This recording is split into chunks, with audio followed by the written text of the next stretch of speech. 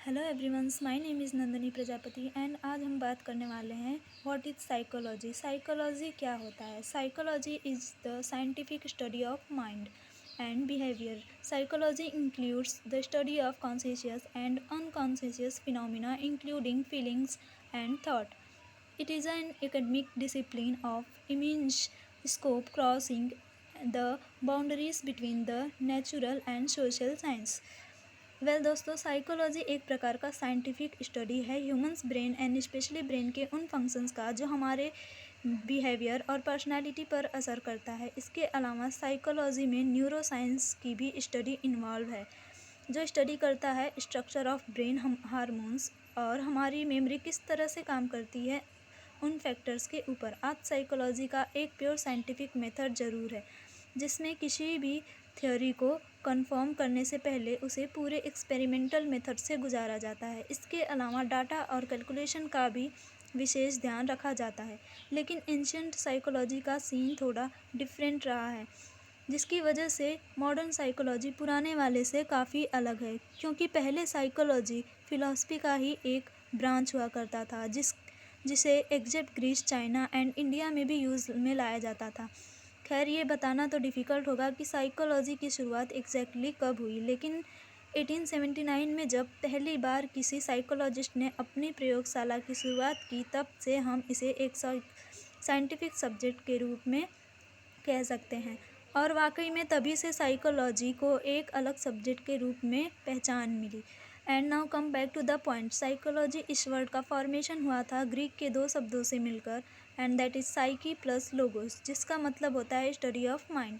Psychology हमें ये समझने में मदद करता है कि हमारे द्वारा किए गए हर एक्शन के पीछे छुपा वो लीडर, आई मीन्स हमारा ब्रेन, कैसे काम करता है। आखिर क्यों हमें कोई चीज़ पसंद होती है तो कोई नापसंद, हमें किसी से प्यार होता है तो किसी से नफरत, हमें किसी भी चीज़ की लत क्यों लगती है, आखिर क्यों हमें कभी खुशी का एहसास होता है तो कभी गम का, और आखिर इन प्रॉब्लम्स का सल्यूशन क्या है। कोई भी इंसान दुनिया या किसी सिचुएशन को अपनी अलग नज़रिए से देखता है, लेकिन वाकई में वो नज़रिया उसका खुद का नहीं होता, बल्कि असल में वो नज़रिया बचपन से उस पर पड़े उस सोसाइटी और लोगों का रिफ्लेक्शन होता है जिनके बीच रहकर वह अपना ज़िंदगी बिताता है। एंड आइए हम बात करते हैं आखिर ये सब्जेक्ट साइकोलॉजी हमारे लिए क्यों इम्पोर्टेंट है और हमारी रियल लाइफ में किस तरह की वैल्यू ऐड करता है। तो दोस्तों, साइकोलॉजी हमें ये समझने में मदद करता है कि हमारी ब्रेन एंड बॉडी एक साथ कैसे काम करती है और ब्रेन के डिसीजंस का कितना बड़ा इम्पैक्ट पड़ता है हमारी लाइफ में। इसके अलावा इस सब्जेक्ट के हेल्प से हमारी डिसीजंस मेकिंग कैपेसिटी इम्प्रूव होती है।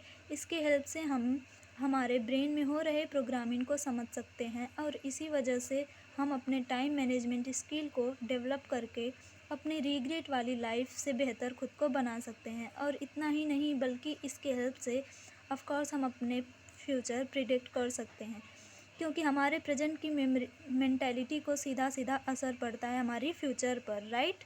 1890 में विलियम जेम्स, जो कि एक अमेरिकन फिलोसफर थे, और उन्होंने डिफाइन किया था साइकोलॉजी को as the science of mental life.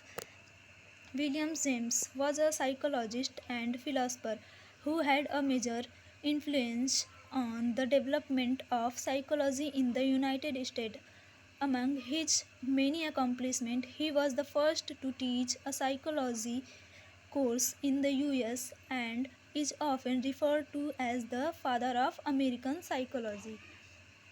अब अगर हम बात करते हैं इसके टाइप्स एंड ब्रांचेस के बारे में। साइकोलॉजी के बहुत से ब्रांच होते हैं, जैसे कि clinical psychology, neuro psychology, evolutionary psychology, developmental psychology, occupational psychology, forensic psychology and many more. इन सब का अलग अलग रूल्स है। सो ये थी brief introduction of psychology and their importance. Thank you everyone for watching my video.